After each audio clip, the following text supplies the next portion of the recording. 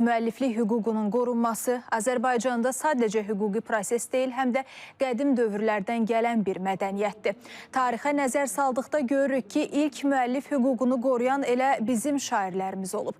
Bunu Əqli Mülkiyyət Agentliyinin İdarə Heyətinin sədri Kamran İmanov Ümumdünya Kitab və Müəlliflik Hüququ Günü münasibəti ilə qədim mətnlər və klassik mənbələr erməni saxtakarlıqlarını və uydurmalarını ifşa edir və ya qədim Turan haqqında və Kiçik Asiya ərazilərində Protatürk qəbilələri və onların Qafqaz ilə əlaqələri mövzusunda keçirilən konferans çərçivəsində jurnalistlərə açıqlamasında deyib.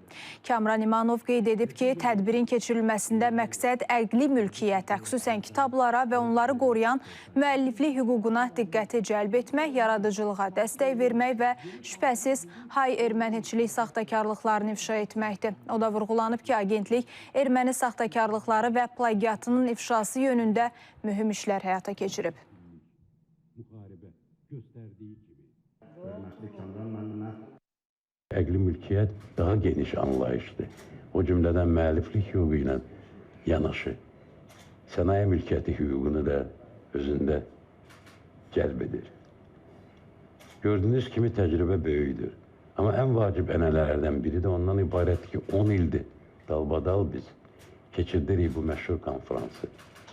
Onun haqqında çoxlu bizə əks-sədalar gəlir.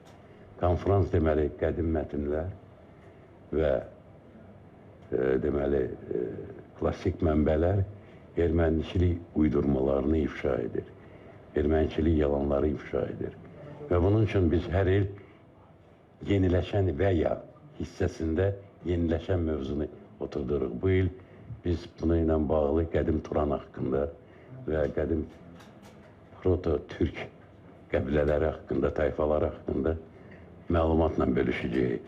Bu məlumat büyünə qədər təəssüflər olsun, nə SSR ədəbiyyatında, nə rus dilli ədəbiyyatda işıqlanmayıb.